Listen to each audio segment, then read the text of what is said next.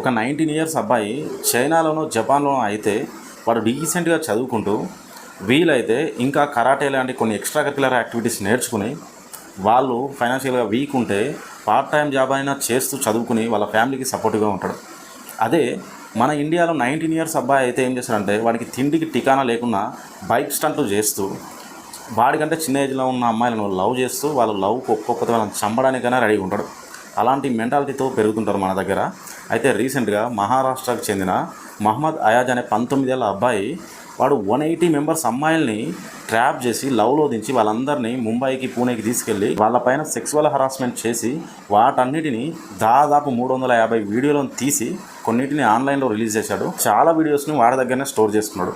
అయితే ఇదంతా ఒక అమ్మాయి కేసు పెట్టడం వల్ల గమనించిన పోలీసులు వాడిని ఇప్పుడు అరెస్ట్ చేసి జైలుకి తరలించారు. ఒక 25-30 ఇయర్స్ ఉన్న యువకుడు ఏదో ఒక ప్రైవేట్ జాబ్ చేస్తూ ఏదైనా ఒక వస్తువును సేల్ చేయాలంటే అవతలి వాళ్ళని కాంప్రమైజ్ చేయించడానికి ఒప్పించడానికి వాడు నానా తంటాలు పడితే ఆఫ్టర్ ఆల్ 19 ఇయర్స్ ఉన్న వీడు దాదాపు 180 మంది అమ్మాయిలను ఒప్పించి వాళ్ళందరినీ ట్రాప్లోకి దించడంటే ఎంత డేంజర్ చూడండి.